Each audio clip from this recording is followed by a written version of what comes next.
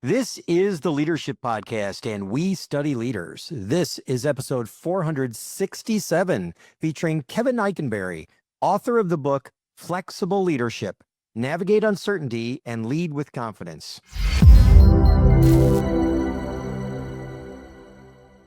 Thank you for joining us today. This is Jim Vassalopoulos, founder of Rafty Advisors, and this is the Leadership Podcast. Hey everybody, Jan Rutherford here, founder of Self-Reliant Leadership. Thanks for making us a part of your day as we study leaders, and you know where to find all our past episodes. They are at theleadershippodcast.com. Yes, and one company we know that navigates uncertainty well, and they definitely lead with confidence, is Darley. They're our sponsor. Their mission supports all our military and first responders with the equipment they need to ensure mission success, whether that's a water pump, a drone, or emergency medical supplies. Learn more about this fantastic company and the people supporting our nation's heroes at darley.com. That's DARLEY.com. Darley. You serve others, we serve you. And our special guest today is Kevin Eikenberry, the Chief Potential Officer at the Kevin Eikenberry Group, helping leaders worldwide for over 30 years, a top leadership thinker, influencer, creator. He authors a popular blog, podcast, and multiple books, including Flexible Leadership, Jim mentioned earlier, his most important work yet. And Kevin, welcome to the show. Well, thank you. At least I think it's my most important work yet. The marketplace doesn't know that yet because it's just come out. Right. And I believe it will be when we're all said and done. And how many books? How many books total you've written? Author, co-author, or contributing author, I think it's 20. Wow. Congratulations. Some of those are just a chapter or two, but yeah. Yeah. Well, I think I'm going to ask you a question, but I think, and I'm going to put this out there for our audience, that you are one of the few people that typify give greater than take.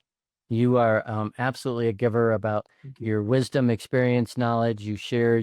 I'll bet you do a whole bunch of things that don't earn you a dime, and you just give and give and give and contribute to the greater good. So for that, I think you're a great role model for many of us. What better thing could someone say to me today than that? Thank you, Jan.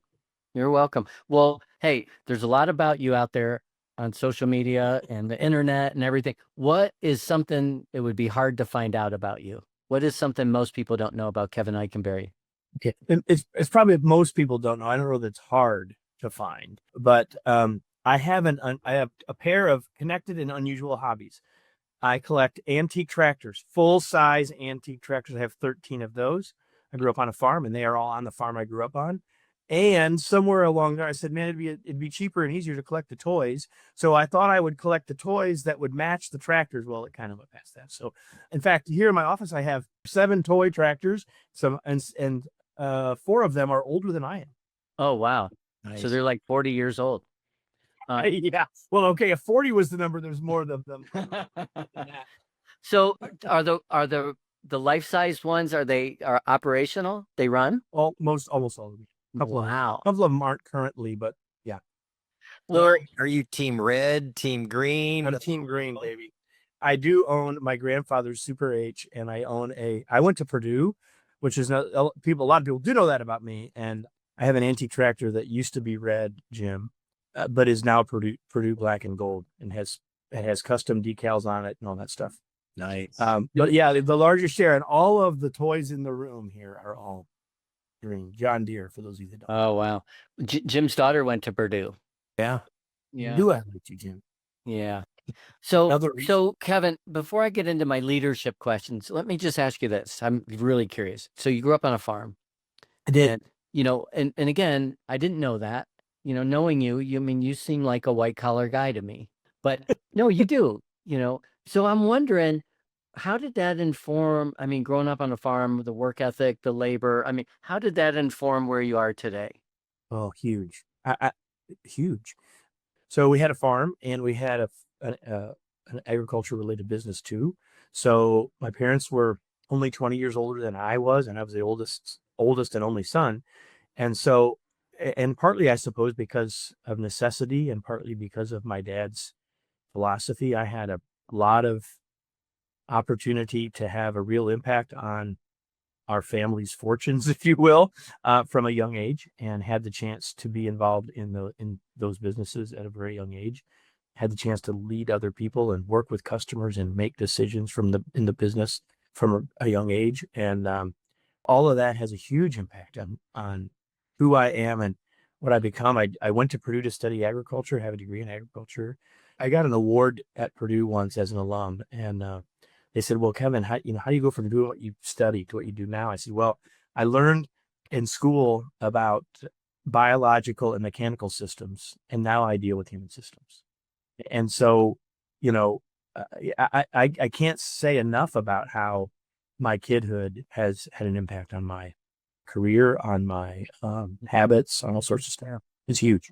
Well, one of the things you say always is, you say you're remarkable. It's sort of your philosophy. I don't know. I mean, where's that come from? That whole idea of, because it's not just, like something I mean, when you say it, you mean it. I do mean it. So there's a couple of answers to it. So the marketing answer to it is that the first book that I wrote myself for a major publisher came out in 2007, and it's called Remarkable Leadership. And so I spent a long time coming up with that title because I wanted a word to be descriptive, and remarkable is the word that I chose. So there's a marketing side of that, right? So there are a lot of things that we've done have been about remarkable and all that stuff. And we created these green wristbands way back then. I've been wearing one every day. My wife will not let me wear one of these with a tuxedo, but otherwise they're wearing these all the time, or even like a suit. Like I've been the officiant at a couple of weddings. I was not allowed to wear one on those days. To say I am remarkable, and you, as you said, Jan, I sign all of my emails and all that sort of stuff, and you are remarkable. So there's a marketing side to it, but the bigger piece of it is that there's a belief there that if we can have that about ourselves, and we're not talking about being cocky or arrogant, but recognizing that we can make a difference is important. I mean, the word confidence is the last word in the title of the new book, right? And certainly as leaders, we have a responsibility and opportunity to help those we lead see that in themselves. And so, yeah, it's an important part of my personal philosophy, of our personality and philosophy as an organization as well. Yeah, and I wanted to. Hopefully, I'm not catching you off guard, but it's interesting because on the day we're recording this, Gallup just published their global engagement survey. Oh, I didn't know that. Yeah, their State of the Global Workplace 2025. One. And here's what's remarkable about this: manager engagement fell from 30% to 27%, and basically, the whole executive summary is the reason engagement's down for employees is because manager engagement's down. Or, in other words, the leaders are failing. They're failing their people. 30 was an awful number, everybody. Yeah. 27 is worse, of course, but And we're one of the best in the world, by the way. And when you go through the report, the United States is one of the best in the world at engagement. Here's the thing about engagement. All of the stuff about engagement, here's my take on this. And if you don't want to talk about this, we don't have to, but you brought it up, so here we go. No. So the Gallup people have done us all a great service by getting us to think about this. And the unintended consequence of all of that has become about, well, what do we as organizations have to do to make people engaged? That's the wrong question. Right. Right. Like the fact that manager or leader engagement is down, that's not good for sure. And it's going to be really hard for people to be engaged if the manager's not engaged. Also true, but that's not the root. The root is the individual, because at the end of the day, engagement is a choice that people make. And there's an emotional choice that people make to say, this is worth it to me to raise my hand, to engage, to step forward, whatever words you want to put around all that. And a lot of other words we talk about ultimately are the same thing: accountability, ownership, engagement, like all these things are hooked together. And it starts with a choice that individuals make. And the mistake that we've made for the last 20 years, and I say we, people like the three of us and the people that do this kind of work, is that we're saying, well, what do we need to do organizationally? Well, that's all true, but we have to help. Our job here is not to do something so they'll change, is to create an environment where they will choose to change. And that doesn't mean another ping pong table. That's not the kind of environment I'm talking about. That's what's happened, right? Well, when you do this, when you do this, when you have this thing, no, what we need to do is create a workplace where there's meaning and purpose and people can find that. And yes, we need leaders and managers to be modeling that for sure. But it doesn't all rest on individual managers. It's something that we need to like, ultimately, it's not something we do to people. That's the point I'm trying to make. I can't make you accountable. What I can do is help you see the value in it, and you'll make that choice for yourself. Personal responsibility. 100%. I think that's such an important distinction. And I think, you know, it really is an important distinction in terms of like what we do personally and how that affects the people that we lead, and then how that affects the performance of the organization. And in that context, I want to kind of talk about your latest book where you talk about flexible leadership and you explore adaptability and how that's no longer optional. You know, help us understand how that works from, you know, at a personal level, then at a leadership level, influencing other people, and then actually trickling down to the organizational level, or maybe, you know, it trickles up. I don't know. Help us understand that. Well, let's start with at the individual level, because like here's what I've found. When I say the word flexible leadership, or someone says flexible leadership, everyone nods their head. Mm-hmm. Oh yeah, got to do that. But we really don't see it all that much. And the reason is because we like the idea of being flexible, but two things get in the way. And one of the things that gets in the way is people will say, but Kevin, aren't we supposed to be consistent? Aren't we supposed to be stable? Aren't people supposed to sort of know where we stand? How am I supposed to be flexible if I'm supposed to be all those things? Mm-hmm. So to which I say, well, I understand the question. It's the wrong question. So if you look at a tree, anybody, like in your mind's eye, I can look out the window and see one here. A mature tree. Here's what would you say about, well, it's stable. It's not going anywhere. It's consistent. It's a known quantity. Why? Because it's rooted. Right? And as leaders, we need to be rooted. There's a need for us to be consistent as leaders around purpose, around why, around values, around principles. Look at that same tree if there's any breeze. See, the question isn't, should I be flexible or should I be consistent or flexible? The question is, how can I be both consistent and flexible? So that's the first thing that gets in the way is people are creating they're asking a false question. And the second problem, and this is also falls on people like the three of us and all of the people who we stand on the shoulders of, who've been doing this leadership work for a long time, is that we've spent a lot of time creating things like models and tools and assessments and all those sorts of things, which are wonderful until they're not. And when they're not is when I've gotten so connected to my style that now I've defined myself by the style. And so that is my identity. And if my identity is I'm an X leader, or I'm a high D leader, or I'm a blue leader, or I'm a facilitator, you know, I can keep going to get the point, right? Or these are my leadership strengths. Then once I have identified that as who I am far less likely to be flexible. Because I've defined myself as, well, this is how I lead. This is how I'm supposed to lead. This is what I've been told or have determined that this is the best way for me to lead. World is far too complex for that. Far too complex for that. There's far too much interconnection. I mean, that's been true forever, but it's way more true now than it was 5 years ago, 10 years ago, 15 years ago. Yeah. And so with the goal to try to help us get our arms around this complex thing called leadership, we've oversimplified it so much that we've identified ourselves with a certain way or approach. And even though we recognize that there's more than one way or approach, this is mine. And if I'm there, so back to Jim, your initial question was, what about this for me as an individual? If that's how I view myself, it's going to be very difficult for me to flex. Very difficult for me to flex. And back to the tree, it's not about flexing principles, values, goals, purpose. It's about flexing how. Being a flexible leader is about being willing to change my approach based on the context of the situation, because the context of the situation today might look different than it did yesterday, last week, last month, or 5 years ago. Right. Yeah. I think one of the interesting things I've got on this whole topic, and I've kind of struggled with this for a while, is, you know, I'm tracking with you 1,000% on everything you're saying. The one thing, which is probably a danger that we're all in agreement here. But anyway, well, I think the part of this that I find I think more challenging today, because I'm a big fan of saying like, listen, the world we live in isn't any more challenging or complicated than it was 1,000 years ago or 2,000 years ago. We're still humans. We still do the same things. Technology has changed, so I generally take this stance that like, we're not reinventing anything new.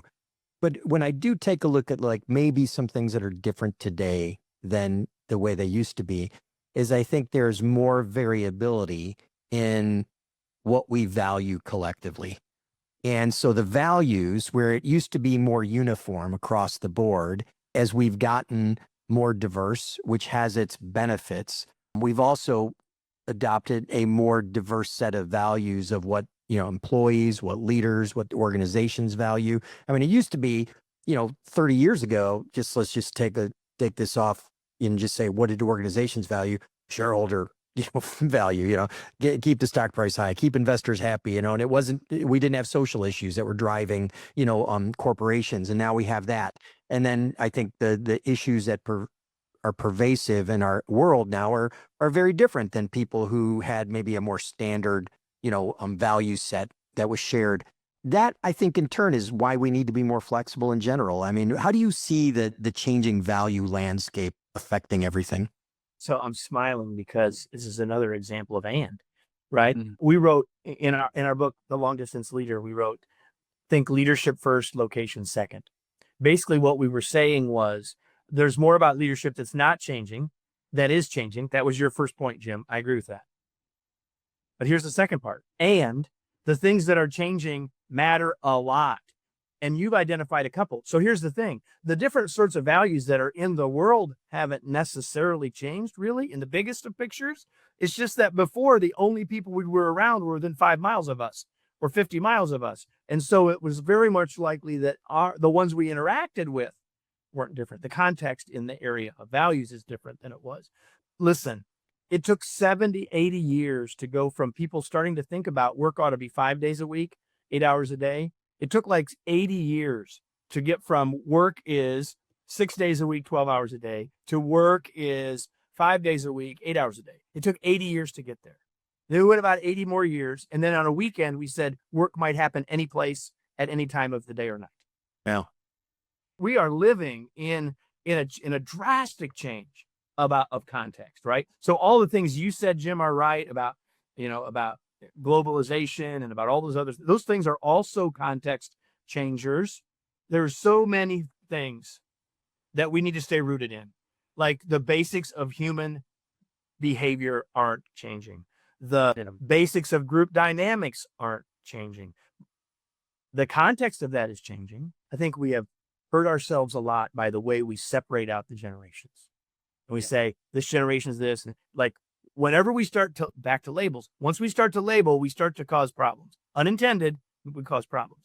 Here's the thing. What's different now is not that we got generation X and Y and stuff. What's different now is there's 5 generations working together in the workplace. Never had that in human history. That's different. And so those things matter. What I would say to you, Jim, is that what I think is changing is context. And when you add all of those other sorts of factors that you started to mention and I started to add to, all of those make the system less ordered and create more complexity, right? The individual pieces all kind of existed before, but the interrelationships of them are different than they've ever been before. That doesn't mean we have to throw out the bathwater, right? I think you and I are really in agreement there. But we have to recognize that what's different really does matter. Let me pull on a similar thread, Kevin, kind of piggyback off what Jim was saying. Tactically, problem that all of us see every day is people aren't delegating. I mean, we know they're not. We know it's a big problem. We also talk strategically about trust. Hey, let's go back to Lencioni's work. If trust isn't there, there's nothing. Well, I personally think there's a big connection between trust and delegation. Kevin, I'm wondering, you get to work with a lot of people across a lot of industries. What are you seeing as far as the common misconception, whether it's trust or delegation or some other leadership problem that you're addressing daily or weekly? Well, those are both pretty big ones. And there's definitely a connection, but here's what I would say about delegation is most leaders intellectually know they should. Most leaders intellectually want to. And every leader I ever talk to in a group will finish this sentence. If you want something done right, you should just do it yourself. It would take me longer to teach them than it would to just do it myself. And I always say those two statements are always true the first time. So what we end up trying to do is think about delegation as being something that's transactional, and delegation has to be an investment. We have to see it as an investment, because we can always intellectually say, yeah, I need to delegate, yeah, I need to delegate, yeah, I need to delegate. But intellectually, but in this moment, do I need to get this work out, or do I need to go delegate? Right? And the urgent ends up winning. Now, this isn't the only reason the urgent wins, but that's a big reason the urgent wins. Intellectually, we know we ought to, and yet in the moment, we have a hard time doing it. There's another reason, I think, why we don't do it. There is a trust issue for sure, but I'll identify two other things I think are really important here. One is that if we think about how we and who we promote as leaders, we promote people, we promote the best accountant to make them the accounting manager, the best salesperson to be the sales manager, the best mechanic to be the maintenance supervisor. Like, that's what happens. It's what's been happening for 70 years. And we can understand that. But the problem is, then what we're doing is we're bringing people into a role and saying, this is what made you successful. So why do I want to quit doing that stuff? Like, that's way back in our head. Like, that's the stuff I know. Yeah. Kevin, that delegation's an investment. That's a pro right there. Hey, real quick, before I throw it back over to Jim, just a reminder on our sponsor, Darley. The wonderful people and based in America's Midwest are doing great things for our first responders and military around the world. You can learn more about this great company and its people and the great leaders at Darley by going to darley.com. That's DARLEY.com. So, like, one of the areas where Jan and I are very similar in many ways, but one of the areas where we're dramatically different is I'm a much bigger sports fan than Jan is. Yeah, I'm an athlete. You're a spectator. That's what you're saying, Jim. All right, you talk that up. That's fine. So I'm a much bigger sports fan, and nowhere in business do we leverage more analogies than in sports. Okay, so which are both a blessing and a curse. Yeah, do that. Exactly. And we're throwing out all these sports analogies like, oh my gosh, that's what happens on, championship teams. That's what happens on this and that. And, you look at all these examples and you say, okay, I don't think there are many sports where your best player turns out to be a coach.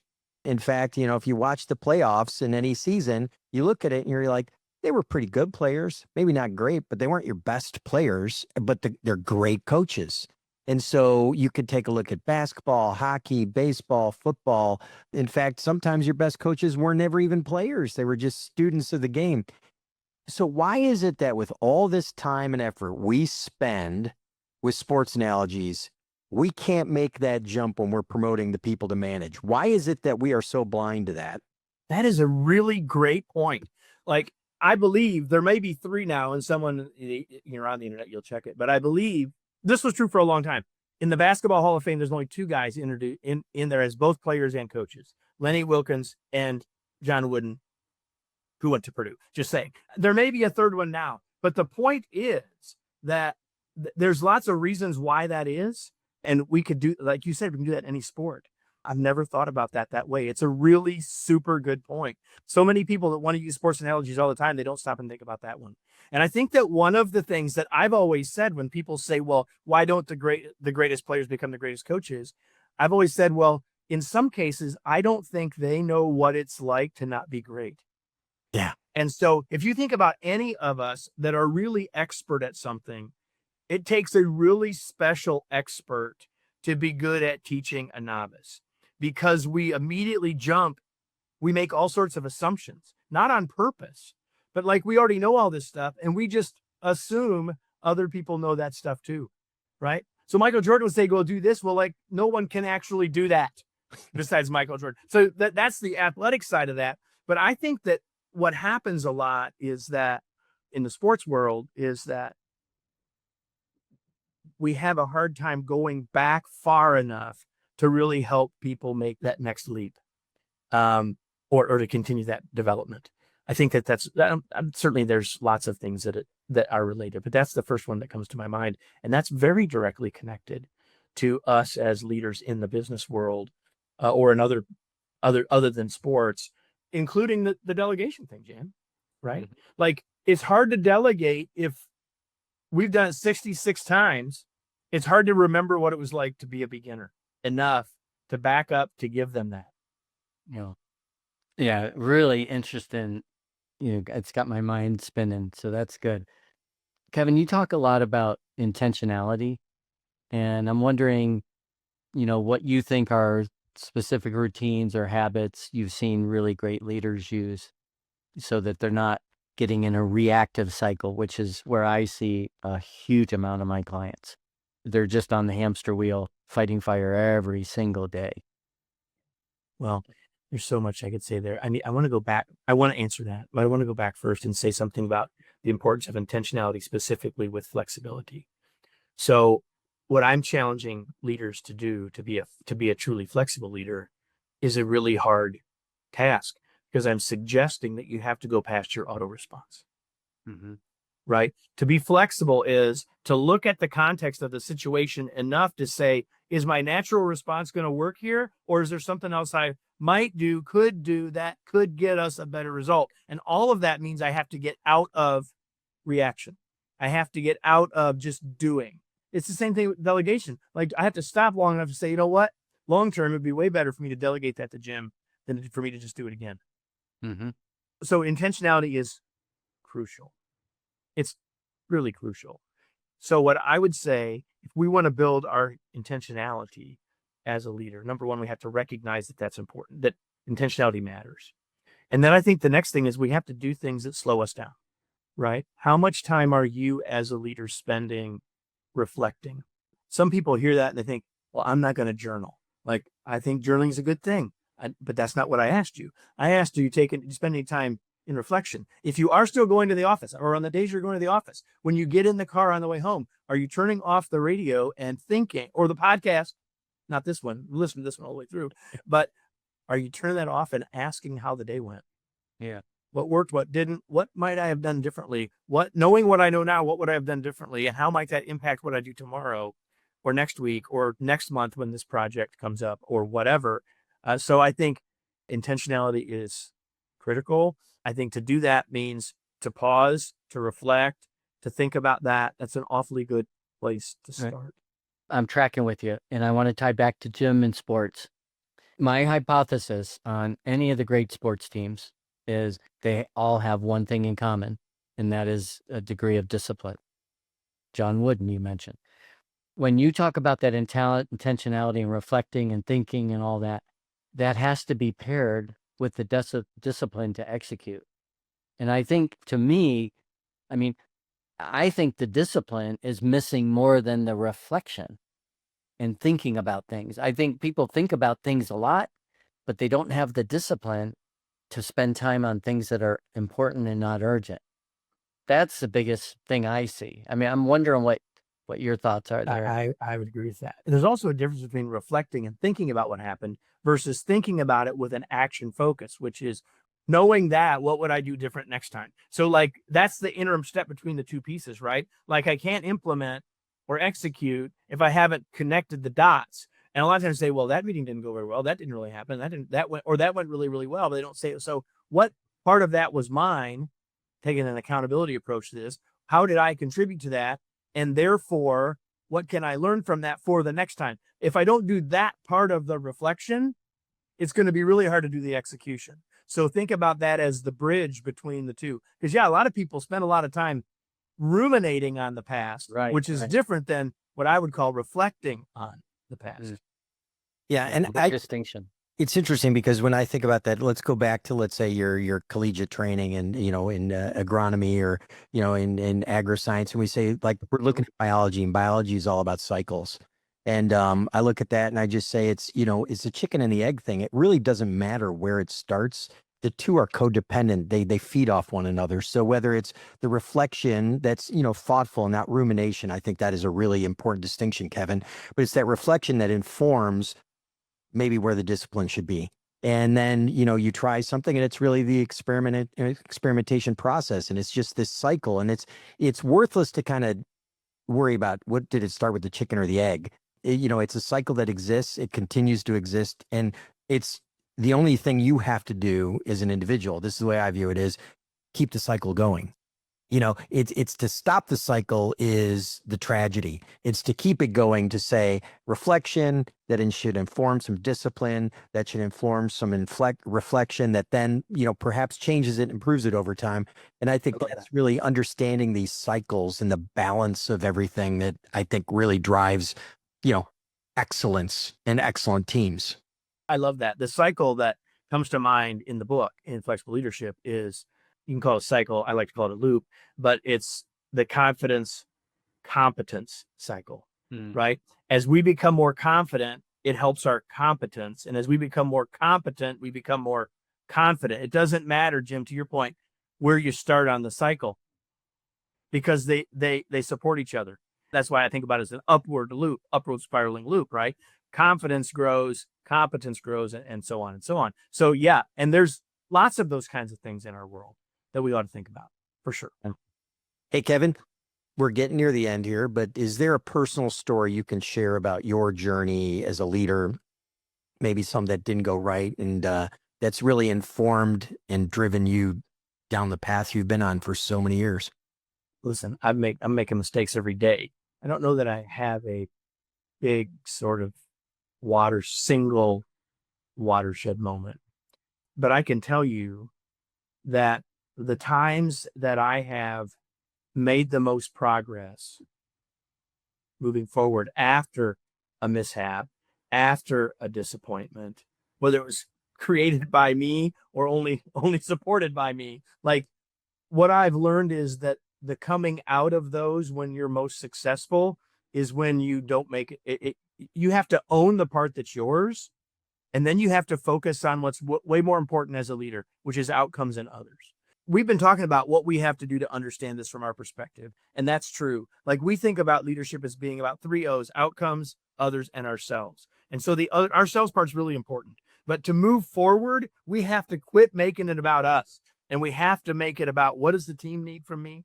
What do the outcomes tell us we need to achieve? And get myself out of it.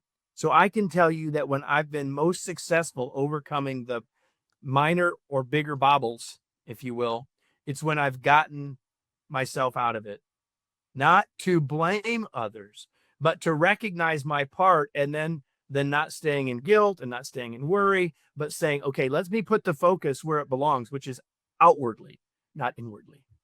It's interesting when we think about that. I mean, usually we think about this from a unidirectional standpoint, which is you've got to own what went wrong. You've got to take responsibility for things, because a lot of people are just going to say, not my fault, I'm a victim, whatever. Then there's this opposite end of the pendulum where people are like, oh my gosh, I can't believe I let that happen, when it's like, you had nothing to do with that. That outcome had nothing to do with you. And the more you think it was all about you, and it wasn't about you, the more you're going to be going down the wrong path. I mean, there's nothing you could do. That this thing just happened. You couldn't have predicted it. There was a pandemic. Yes. Perfect. Right. So, how do we get people to find that balance? And is that something that's, we typically need help, like a coach or a mentor or someone to help us find that balance point? Or is it something that for us to be as flexible as we should be in today's changing world, we need to learn how to center ourselves and find our balance point? The answer is yes, and. The answer is both and. The answer is not either or, which is really one of the biggest points of the book as well. Will a coach help us? Yes. Do we need to take responsibility for ourselves? Yes. Do we need to take responsibility for what is ours in a problem or a bobble or a situation? Yes. Does it all belong to us? No. So here's the thing. I would only quibble a little, Jim, with one of the things that you said, and it's the word balance. And here's why. I have the same thing about work-life balance as well, because I think for most people, that implies there's a right answer. Mm. And I think we're far better off thinking about it as a tension between two ends. And that's in many ways the core idea in flexible leadership, is that once we know context, to say, okay, how do we balance between two symbiotic but seemingly opposite things? Work and life. We'll just use that one, right? Okay, well, we say, well, where's the balance? Like, where should I be? Well, balance implies there's an answer, but I would suggest to you that if you're an accountant, that your work-life balance by necessarily going to look different on the 10th of April than it might on the 10th of September. And we need to be okay with that. What we need to do is manage the tension between things more than trying to find a perfect answer. And it's the same thing with anything as a leader. Like my natural reaction might be to be here, right? And I see this over here as the opposite, so I can't go do that. But what in this moment, let's just take a very simple example. I am a person who's focused on the outcomes, since I used outcomes in others. I'm focused on outcomes. Someone else says, well, I'm focused on the people. I'm focused on others. And the right answer is somewhere in between. It's not where I've defined myself as being, well, I'm a people leader or I'm a results-driven leader. The right answer is somewhere in between. And where in between is moving based on the context of the situation. That is not a operative spot. word.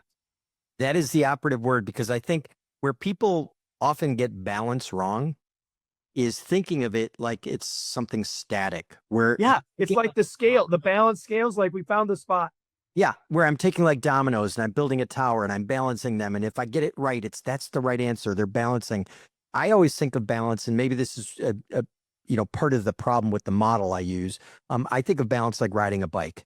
You can't stop balancing. You're always balancing. You're always adjusting. You're always finding a new sweet spot. And, if you're turning, there's a different balance point than if you're going straight, if you're going fast, or if you're going slow.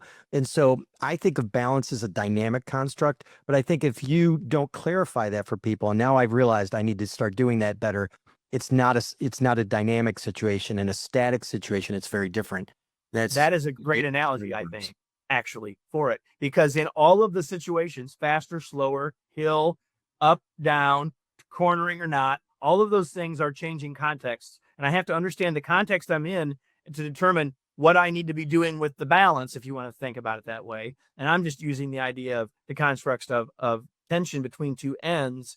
And I got to say, where should I be leaning across those two things? Not the thing I like the most, not the thing I care about the most, not the thing the assessment says is my strength, not my natural response, but what serves us best right now.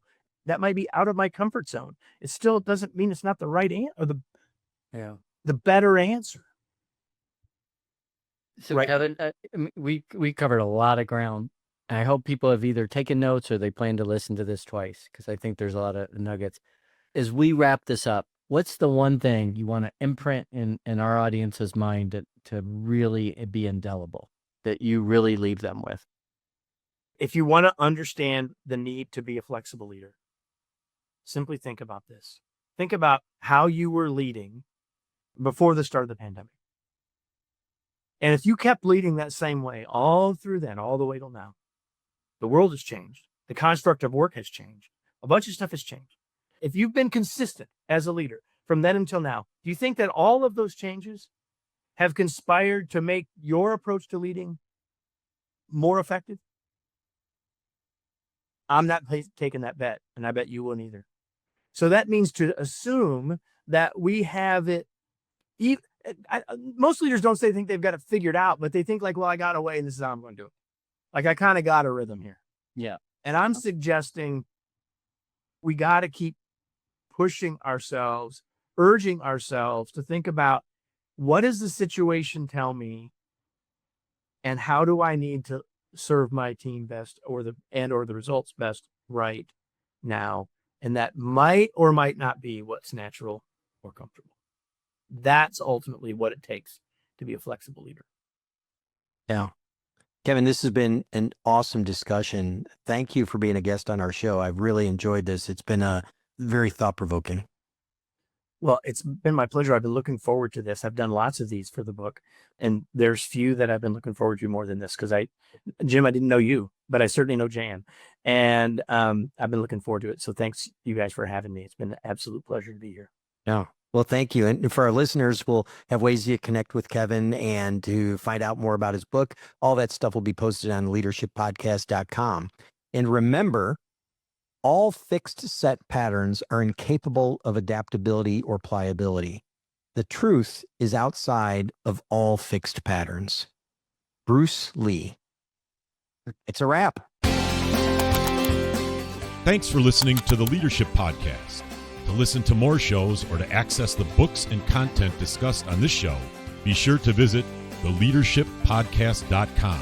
The material in this podcast is copyright by Rafti Advisors and Self-Reliant Leadership and must have written approval before commercial application.